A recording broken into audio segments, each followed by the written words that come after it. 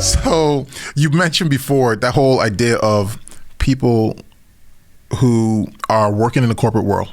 You talked about they should first understand why they're showing up.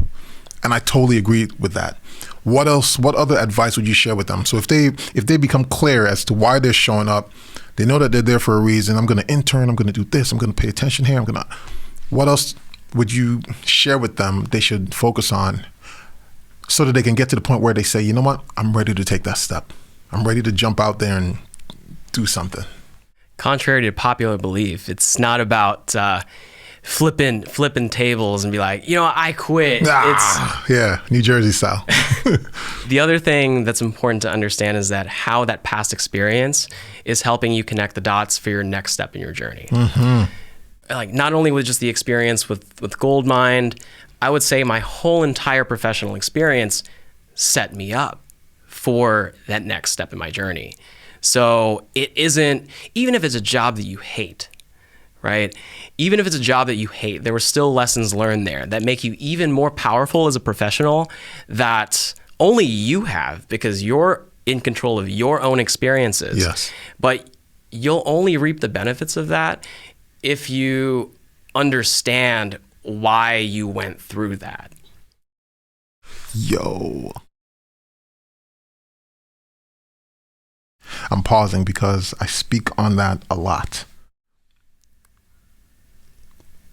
Keep talking, because that's hitting my soul deep within, man. Because man, if people would get that, if you would get what Miguel just shared, the whole idea of like it's your experience and you get to dictate how it flows through you, what you're going to learn from it.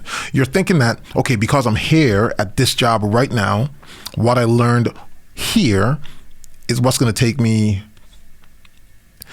to take that next step. But you're saying, you know, look back over the entire portfolio of your life and recognize all the little things that you were to pick up along the way that brought you to this point now. And all of that is helping you to take your next step. Is that what you're saying? Yeah. Yes, absolutely. And in a more specific example, my past role was being the lead project manager, right? I was working for a startup. I was doing all these things that directly applied to my business degree. And if I were just to completely forget about that and not channel a lot of the things that I learned, I wouldn't have been able to run a business. As I've reflected a lot on what led me to this point, yeah. If I didn't understand a thing about project management, our business would fall to shambles. Okay. If I didn't understand marketing, our business would fall to shambles. If I didn't encounter the amazing creatives that I hired, there is no business. Mm. It's all necessary. So let me ask you this. I'm going to push you a little bit on this, and I'm sure you have an answer. So let's look at it like someone who is 50 and they're now deciding to invest in the stock market, okay? Versus someone who was 18 and they started to invest. So when they were 18, they would just put away, you know, $300 a month or something like that. And by the time they reached, 28, 30, they could stop and then they would retire with $1 million plus.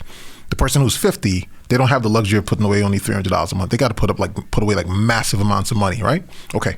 So if you're talking to me now and I heard this on this podcast, on this whole Clean Slate Experience thing, and all of a sudden you're saying I need to pay attention to all of the experiences that I've learned over the years.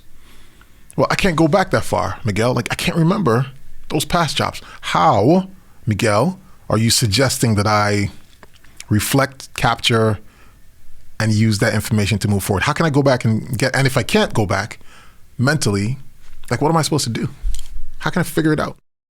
Create new experiences, meet more people, change your environment. Oh, so you mean I got to do all of that over again? Not necessarily.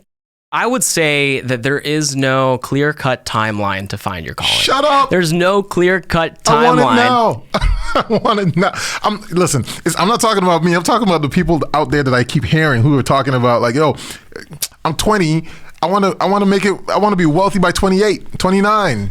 What are you telling me that I got to go back to then spring forward? What?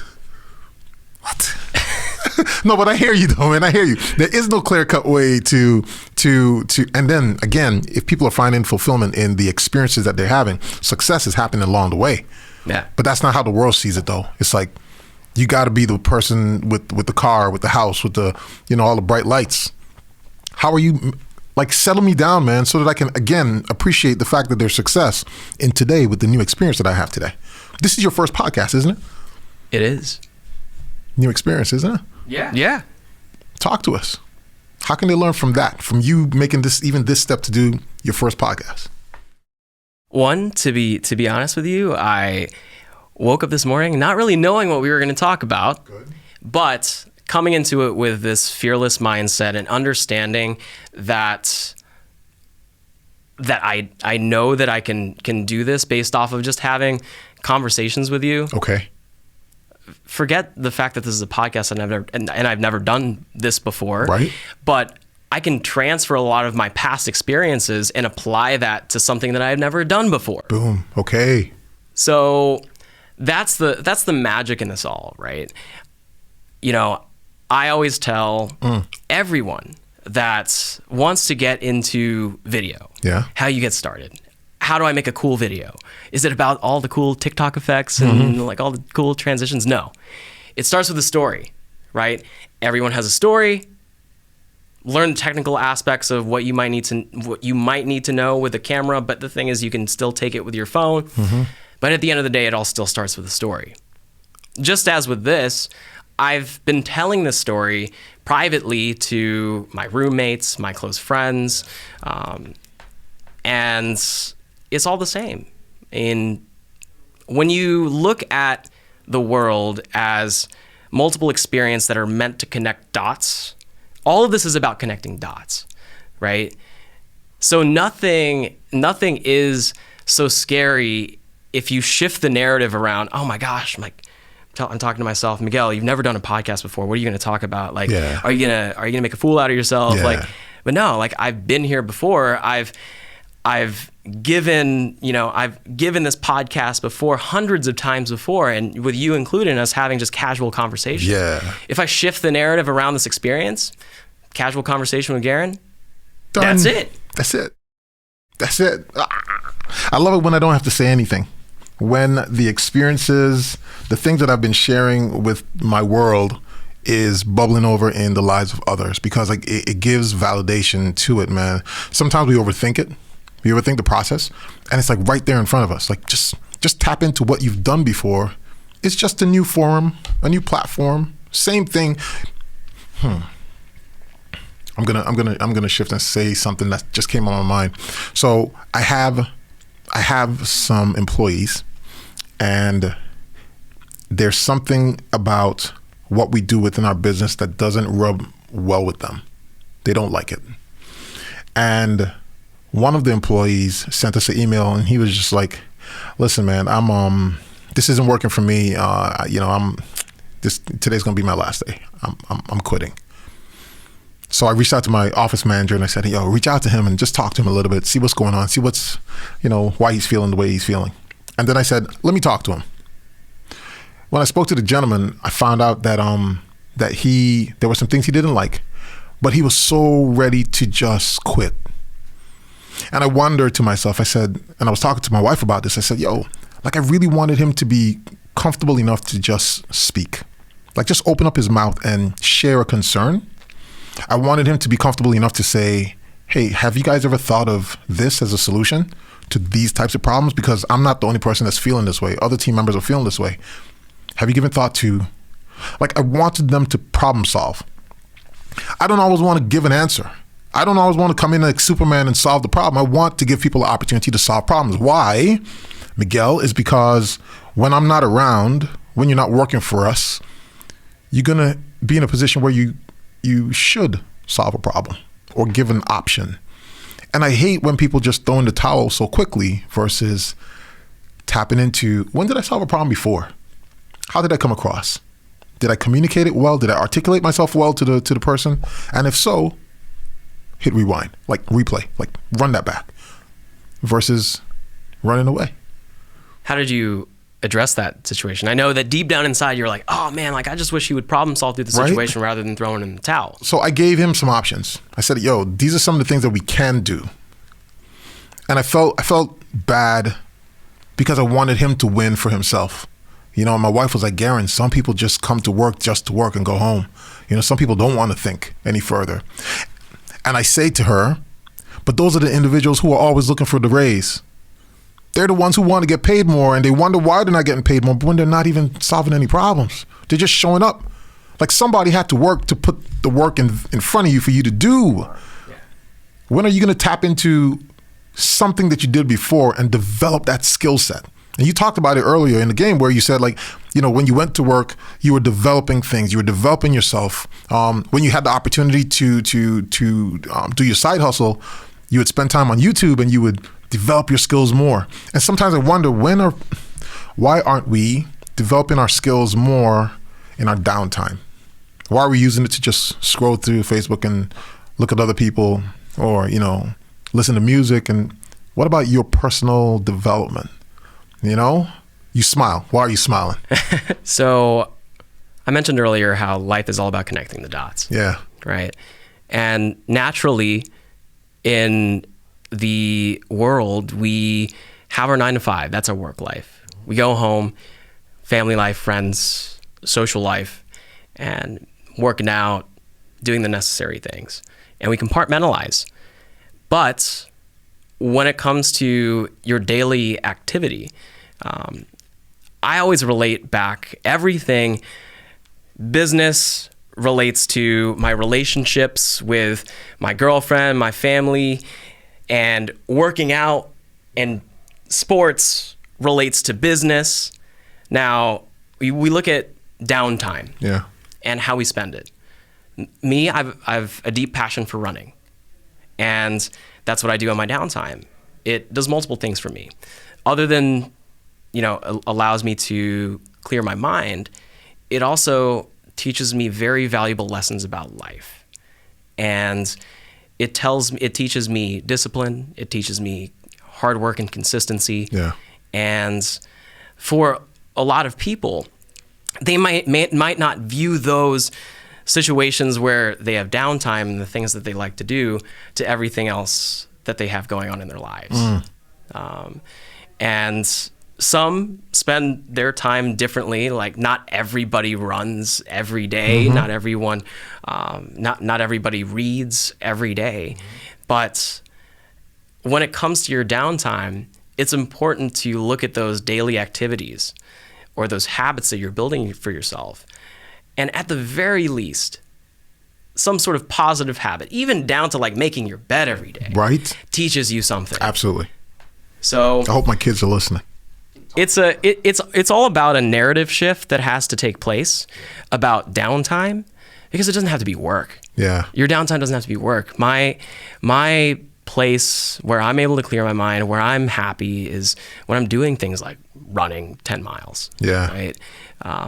And that might not be the same for you. It could be something else, but giving purpose to that downtime and being much more intentional about it will lead to that much more positivity in everything else that you're doing. And preparedness. I see preparedness to an opportunity that's waiting for you. It's like it's waiting for you to work on those small disciplines so that it can present itself. It's like behind the door, like, come on, I'm waiting on you. Yeah. And when we do those things. Now, one of the things that I'm hearing you say, Miguel, and to you out there who are listening, again, you're still not talking about being a creative. You're talking about like your soft skills. The downtime. What do you do in your downtime? How often do you read? How often do you go running? Why are you running? What are you learning through running? What are you learning through working out? Those small disciplines prepare you for an opportunity which would require discipline. And if you're in business, you have to have a list of disciplines like every single day. You know, you hear people who say they get up in the morning and they're like, yeah, I get up at 3 o'clock in the morning, 4 o'clock in the morning. I got to get my hustle on, da, da, da, da, da. Well, when I wake up at 4 o'clock in the morning, I have my devotion. 4:15 is on my clock to wake me up. I have a moment of devotion. And then I've been recognizing that sometimes I wake up at 2:30 in the morning and my brain is on fire. And before I used to sleep, I used to turn off the alarm or just just try to get back to sleep because I know 4:15 is coming. But my body was telling me, Gerren, I got something for you. Like, it's downloading. So I started to get up, typing it out. Sometimes I would put in so much work between 2:30 and 3:30 that I could go into work late. Maybe I don't even have to go into work because I've downloaded what I needed to do for the day already in those quiet times. So paying attention to our bodies, again, sticking to a discipline. That's what I'm hearing you say most, totally throughout all of this. And then with that, people who are on their journey, the carpooling aspect of it, I love the story with Nicholin, Goldmine, Ryan, all those guys. And then even fast forwarding right up to us, the way that we met, the way that you're here now, connections. So if you were to recap for our viewers, I could do it, but you can do it better. Tell them. I think it's 3 or 4 things. What is it? So the biggest thing is understanding that life is all about connecting the dots. Yeah. And you're always going to have people in your corner that are there to help you along the way. And one thing that I kind of wanted to add to that is once you've figured all those things out, is that all these soft skills, like you mentioned, will directly help you develop those hard skills in the long term. If you want to get into video, discipline, watch YouTube videos every day and practice every day. Yeah. And that's just, being one example. Once you've kind of trained your brain to do something consistently, the rest will take care of itself. You're showing up every day. You know why you're showing up every day. And with all those things, connecting all those dots together, I'm pretty confident that, Gerren, if you practiced some of these things, it'll make a fundamental difference in your personal and professional life. Absolutely. I believe you. I'm committed to it. When my wife hears this, I'm committed to it. I'm committed to you too, Josie. Just had to throw it in there. But no, man, listen, Miguel, I appreciate you being out here today, sharing this type of wisdom. We have a lot of people in our audience who are creatives, people who want to learn what to do, how to do it. Where did some of the creatives that we follow come from? What's their story like? And today, I believe you were able to share quite a bit with them, quite a bit with us on this journey, your journey of Vadela. Again, today we're with Miguel De La... I'm going to tell you why I'm going to have a problem with this, okay? So his name is Miguel De La Rosa, okay? I want to roll my R's, Miguel De La Rosa, but you don't even roll your R's, do you? I'm not even physically capable of rolling my R's. Maybe that's something that I should try every day to get practice. Right? Yeah. but De La Rosa. All right, there you go. Miguel De La Rosa, co-founder of Vadela, the marketing team that I subscribe to, that I've worked with, and you guys should too. Check them out. Check them out online. Follow them. You can follow. Do you want people to follow you on IG? Yeah, absolutely. Follow me on my personal brand, The Real Migzilla, TheReal, Migzilla, Migzilla, yep. or Vadela, Made with Vadela, MADEWITHVADELA. You got it, man. Yeah, follow these guys, man. Call them up if you need anything creative done.